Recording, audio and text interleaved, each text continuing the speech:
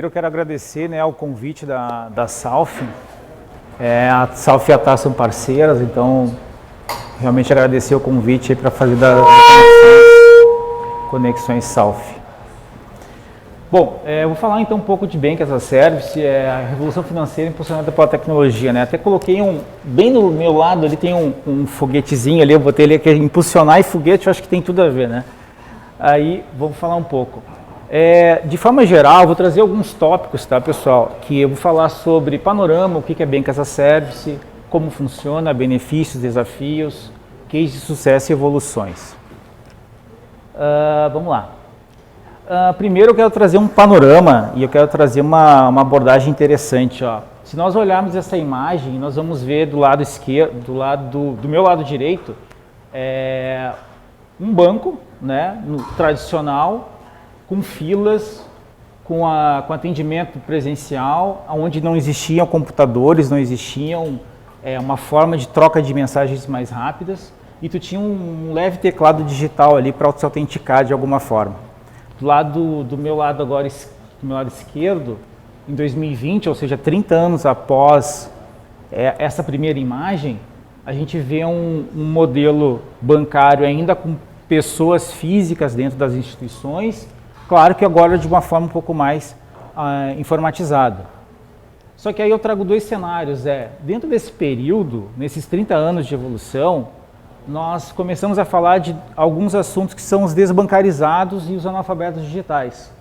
Então, uma fonte do próprio Banco Central relata que 16% da população adulta, eles são pessoas desbancarizadas no Brasil, ou seja, não têm meios de acesso a contas digitais, a cartões de créditos, entre outras informações. E do outro lado, os analfabetos digitais são pessoas que, né, com base na fonte também do IBGE, que pessoas a partir de 10 anos de idade não têm habilidades básicas de tecnologia.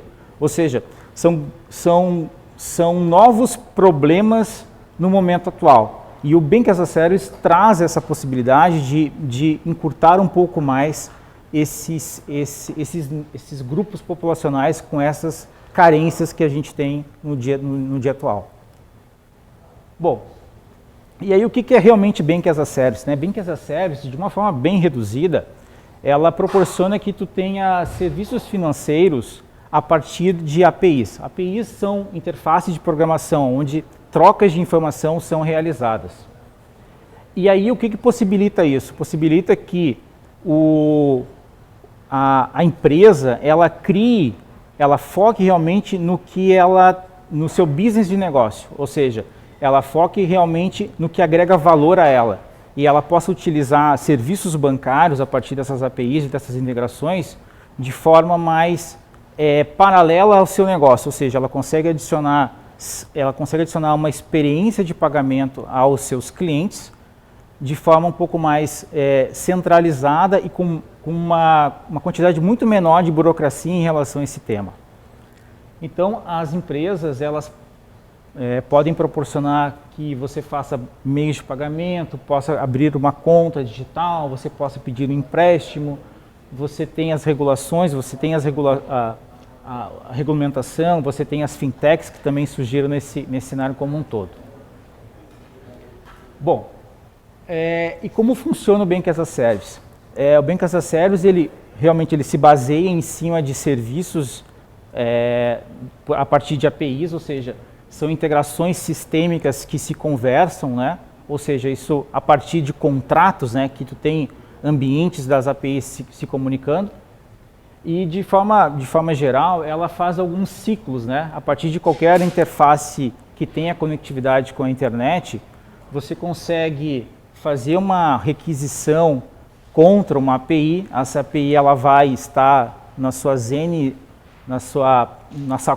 cloud, né, na grande maioria, e vai fazer uma verificação desse dado, se esse dado existe, se esse dado está correto e assim por diante. Mediante esta abordagem, a resposta é encaminhada lá para o requisitante, né, no caso um aplicativo e assim por diante. Imagine uma questão de você fazendo autenticidade num aplicativo e você quer seu extrato bancário, ou seja, automaticamente essa requisição bate no ambiente da cloud e tu tem uma resposta sobre teus últimos movimentos e assim por diante. Eu trouxe ali o que é mais comum a nível de documentação, peguei até do Open Finance, aqui divulgada ali pelo Open Finance Brasil, algumas collections ali que tem algumas requisições do Open Finance, que são o consentimento da solicitação de meio de pagamento e por si só o pagamento para realizar o PIX dentro da conta bancária. E quais são os benefícios? Os benefícios que eu trago, pessoal, são muitos, né? Por quê? Porque o cliente, as empresas que realmente querem adicionar e embarcar soluções base nos seus serviços, e lembrando, não precisa ser um banco para fazer esse tipo de criação de produto, pode ser qualquer meio, qualquer aplicativo.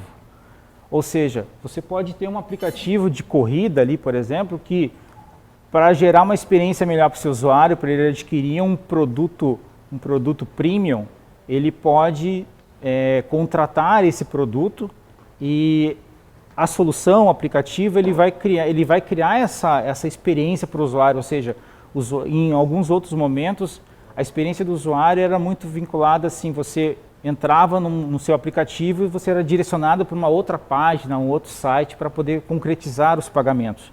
E agora com a abordagem de Bank as a Service, você possibilita no seu mesmo aplicativo trazer essa experiência diferenciada, ou seja, possibilitar um pagamento por cartão, possibilitar um pagamento por Pix, entre outras características. Vamos lá. E além disso, né, os grandes benefícios são, hoje o cliente ele possibilita fazer transferências bancárias,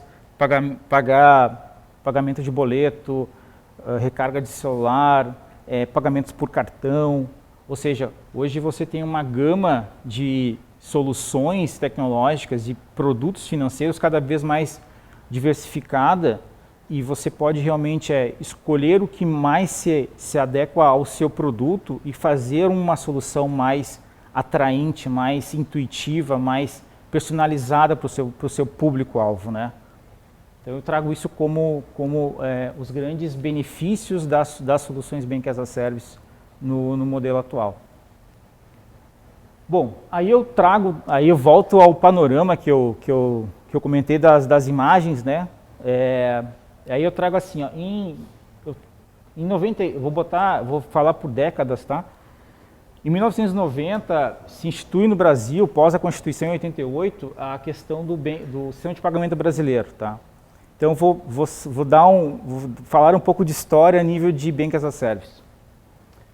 Aí, 10 anos após, em 2000, os grandes estimuladores de criação de produtos bancários, serviços e assim por diante, são as próprias empresas e o próprio governo. Então, esses dois agentes, eles são os que mais demandam melhorias e inovações de produtos bancários. Nesta época, o conceito Bank as a Service não era difundido nessa abordagem, mas já existiam trocas de arquivos entre as instituições, ou seja, uma empresa gerava uma remessa de arquivos de pagamento, de cobrança e assim por diante, e encaminhava para um processamento junto ao banco. E aí lembrando, né, os bancos ainda trabalham das 10 às 16 horas, ou seja, toda essa gama de arquivos, essa gama de processamento em alto volume, ela sempre se dava a partir das 16 horas, ou seja, né, enquanto ainda o serviço bancário permanece funcionando, você tinha esses processamentos acontecendo de forma gradativa. Obrigado. Com licença aí, pessoal. Bom, aí eu vou dar um zoom, pessoal, e vamos para 2010. E aí eu quero trazer uma analogia, que é o seguinte. Se nós olharmos em 2000, nós tínhamos um círculo quase que perfeito, né? Ou seja, um círculo linear. E quando em 2010, quando a gente tem a adição de fintechs no Brasil, a gente começa a ter uma mudança nesse organismo. Essas fronteiras dessas bordas, elas começam a se modificar conforme novos modelos de negócio são iniciados. Ou seja, nessa década de 2010, fintechs de investimento, carteiras digitais, fintechs de pagamento, criptomoedas, telecomunicações, APIs começam a ser mais difundidas no mercado, clouds são cada vez mais utilizadas, ou seja, o mercado, o serviço bancário se molda conforme essas novas variantes começam a entrar dentro do mercado. E aí eu trago que realmente essas bordas, elas começam a ser tracionadas e movidas conforme o mercado vai se posicionando. Bom, e aí nós damos um pulo para 2000 e... Posso botar ali?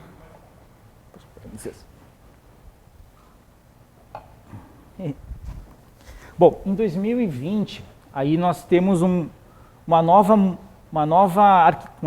mudança no mercado, uma nova arquitetura, novas siglas, novas tecnologias são adicionadas e nós vamos falar um pouco de LGPD, ou seja, a Lei de Proteção de Dados, ou seja, o dado tem que ser armazenado de forma corrente, tem que ser acessado de forma correta.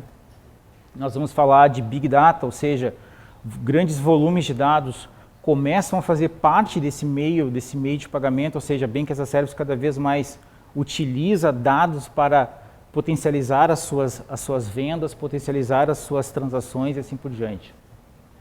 E nós falamos de blockchain, a gente fala também de Open Bank, Open Finance e falamos de Pix. A Pix eu vou dar um zoom só para trazer... Obrigado aí. Vou voltar aqui. Tá. Aí a gente fala aqui de Pix. Aí eu vou dar um breve contexto de Pix. Bom, Pix, como acredito que a grande maioria já tenha conhecimento, já faz e assim por diante, mas Pix começou no Brasil em outubro de 2020 e é interessante porque o Pix ele entrou como uma nova forma de meios de pagamento com algumas características, ou seja, ele é rápido, ele é seguro, ele é versátil porque ele proporcionou que outros segmentos de negócio fossem adicionados, ele é disponível 24/7, ou seja, você pode fazer transações em qualquer horário do seu dia, ele é barato para a pessoa física porque o custo financeiro da transação ela está hoje muito mais com a instituição de pagamento ou o banco em si. E ele é aberto, integrado, porque ele é integrado porque toda a gestão do Pix hoje ela é gerida pelo próprio Banco Central, né? Então, o Pix ele modificou o meio de pagamento, dando essa nova abordagem de desenvolvimento e assim por diante. Bom, aí aqui eu vou trazer alguns gráficos, tá, que eu acho interessante para a gente falar de Pix, porque tem total sinergia com a questão de integrações, de APIs, né? Nós estamos falando de Pix, esse gráfico aqui, ele traz do período de fevereiro desse ano, né, fonte do Banco Central, e ele mostra a quantidade de Pix realizada no dia a dia, ou seja, nós estamos falando de milhões de transações dia. Isso mostra que é um produto que realmente está no mercado há 2 anos, né, mais ou menos, e tem uma grande usabilidade no dia a dia. Esse outro gráfico também é interessante porque é o seguinte, ele mostra a sazonalidade de consumo dos Pix. Se vocês olharem, o Pix ele começa a ter um platô às 10 da manhã e até às 20 horas da noite ele fica nessa usabilidade de milhões de transações.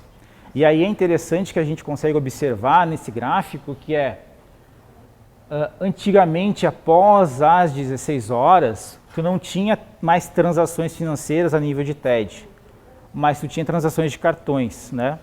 Só que nesse gráfico é interessante observar que transações noturnas permanecem acontecendo, ou seja, a partir da meia-noite tu tem transações ainda até às 6 da manhã, 5 da manhã, ou seja, outros negócios permanecem funcionando e isso possibilita que o Pix seja uma forma de pagamento. Então isso é interessante para mostrar que o Pix ele está diluído em diversos períodos ao longo do dia.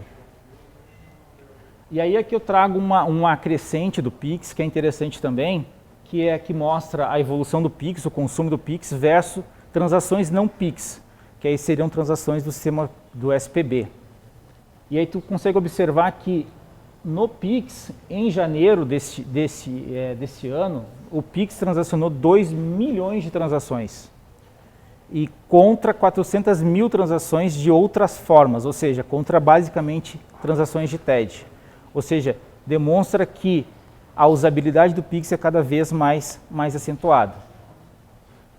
Bom, e aí o que eu trago com isso é que o Pix hoje em dia, o Pix é pop, né? A gente consegue usar carteiras digitais, utilizar meios de pagamento de forma muito mais rápida do que se nós fizermos, né, o caminho inverso nos outros anos, né? Bom, aí eu vou falar um pouco do futuro, o que eu vejo a nível de implantações, tá? O futuro eu vejo assim, ó, nós temos duas grandes tecnologias que tendem a contribuir com o mercado financeiro e também muito direcionadas também à questão do Bank as a Service, que é o Pix internacional, ou seja, possibilitar que você consiga fazer uma transferência a nível nacional e fora, né, a nível internacional, com outros países, de forma mais rápida, de forma mais dinâmica, possibilitando talvez um custo mais atrativo em relação aos modelo atual que nós vivenciamos hoje, ou seja, tem taxas de câmbio muito nesse sentido. Então eu vejo a tecnologia Pix passando novamente essas fronteiras, né, expandindo mais essas fronteiras. E eu trago também a questão do real digital, né? O real digital é uma proposta também do Banco Central, que ela tende a criar uma moeda digital, uma cripto, né? Porém uma criptomoeda privada, onde quem rege as regras é o próprio Banco Central. E a proposta disso é munidos de tecnologia, ou seja, munidos de blockchain, munidos de big data, munidos de APIs e assim por diante. Então, o real digital, em vez de o Banco Central emitir papel moeda, você criaria um real digital. Ou seja, para que o cliente tenha esse real digital em mãos, né, ele precisa ter uma carteira digital. Então, é uma grande mudança de paradigma dentro do território nacional. Bom, eu finalizo aqui a questão do panorama e aí eu trago uma questão de desafios, tá, pessoal? O que eu vejo como desafio para o Bank as a Service e assim por diante? A grande questão que eu vejo é a segurança dos dados. Cada vez mais nós estamos tendo um acúmulo de dados de forma disruptiva, né? E nós precisamos ter se um dado transacional, um dado financeiro, ele precisa ter segurança de ponta a ponta, né? Ou seja, quando a gente fala de autenticidade, que esse dado não vai ser mutável, que esse dado não vai ser interferido no caminho, isso a gente está falando de segurança. Então, outro item que eu trago de desafio para o Bank as a Service é essa abordagem de múltiplas plataformas, múltiplas funcionalidades, múltiplos sistemas. Ou seja, quando a gente faz uma transação, nessa imagem interessante, né, pensem ali um usuário, ele se conectou numa rede de telecomunicação 5G, que foi num satélite, que bateu numa fibra, que caiu num Google Cloud, que caiu num Amazon Cloud, e aí foi lá para o outro cliente, lá no outro extremo talvez do planeta. Ou seja, cada vez mais a gente está colocando mais tecnologia, mais amplitude de sinais de contatos, né? E isso proporciona uma maior complexidade de como gerir tudo isso. E aí eu trago a última abordagem, que é o desafio, que é, aí recuperando aquela imagem, né, que eu mostrei de 1990 para 2020, é onde a gente fala dos desbancarizados e dos analfabetos digitais, ou seja, os grandes desafios que a gente tem hoje é ter essas inclusões digitais, ou seja, proporcionar soluções bancárias mais ágeis, simples, inovadoras, que a gente consiga adicionar isso dentro dos grupos que eu comentei ali atrás, que essas soluções elas sejam mais amigáveis no dia a dia, proporcionando novas experiências, novas coletas de informações para a gente cada vez produzir mais ensaios e mais produtos sofisticados. Então eu trago isso aí como alguns desafios que eu vejo para as próximas etapas. Bom, aí eu vou falar de um case de sucesso que eu participei e participo, que é um case profissionalmente para mim muito importante, porque foi uma participação da ATAR com a Porto Bank. Né? A Porto Bank é uma... ATAR e Porto são parceiras, né, numa vertical financeira. E o que isso proporcionou? Proporcionou a criação do Banco Porto. Né? O Banco Porto fez um ano, agora dia 14/3, né? Parabéns ao Banco Porto, quem estiver me assistindo do Banco Porto. E também parabéns para a ATAR, né? Mas há um ano atrás, o Banco Porto foi colocado em produção de forma controlada, o termo é assistida pelo Banco Central. Mas o que isso surgiu? O que surgiu essa proposta? O aplicativo chama-se Super App, ou seja, a grande proposta do aplicativo é plugar vários serviços da Porto num único elo. O elo seria a conta Porto. E o que isso proporciona? Proporciona que hoje a plataforma, a solução Bank as a Service da ATAR, que ela oferece para o Porto Bank, ela oferece transações de TED, transações de PIX, pagamento de boleto, recarga de celular, débitos em cartões, saques em ATMs, ou seja, ela é uma solução robusta que oferta esses meios de pagamento para o Banco Porto. Então, o Super App ele tem essa grande abordagem, ou seja, ele quer que, independente do serviço que você venha contratar futuramente, você tenha como elo a conta digital. E essa conta digital está hoje, né, dentro da infraestrutura ATAR. Né? Então é um grande projeto que eu participei e participo, que eu tenho muito carinho, porque foram noites de desafios, foram momentos bem difíceis, mas a grande batalha, digamos, foi vencida, né? E aí a gente tem hoje uma solução financeira robusta que está hoje ela está de forma, vamos assim, moderada, porque ela está em crescimento exponencial, mas porém dando passos assertivos para que cada vez que uma nova solução do produto entre em produção, e ele entre de forma correta, ele entre de forma funcional e novos elos sejam criados entre as soluções. Bom, e aí o que eu trago de evolução do Bank as a Service, pessoal? Eu vejo duas grandes tecnologias que a gente tende a usar no dia a dia e já, né, falamos um pouco de blockchain ali, mas o blockchain ele tende a qualificar que essas transações, né, que esses meios de pagamento, eles tenham lastreabilidade, eles tenham origem, destino, eles têm complemento, né? Lembrando que blockchain ele é um dado imutável, são blocos de dados que são colocados em cadência, ou seja, o dado ele não é editado na ponta. Então tudo isso proporciona e qualifica para uma solução Bank as a Service, uma solução mais robusta e mais segura, proporcionando que um determinado dado não seja editado e alterado no decorrer de uma transação. E uma outra tecnologia que também já é bastante difundida e até nos últimos meses tomou uma nova abordagem, que é a inteligência artificial. A inteligência artificial ela tende a proporcionar que